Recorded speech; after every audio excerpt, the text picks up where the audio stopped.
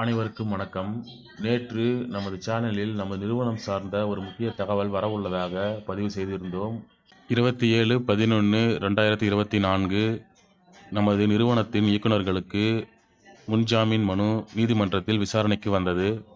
முன்ஜாமீன் மனுவை விசாரித்த மாண்புமிகு நீதிபதி அவர்கள் ஜாமீன் மனுவை வருகிற புதன்கிழமை, அதாவது 4/12/2024 அன்று ஒத்திவைத்துள்ளார்.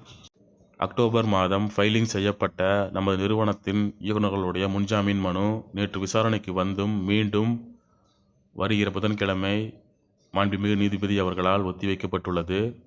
டைரக்டர்ஸ் பெயில் தள்ளுபடியாகவில்லை மற்றும் வித்ட்ராவும் செய்யவில்லை. இன்று வரை நீதிமன்ற விசாரணையில்தான் உள்ளது.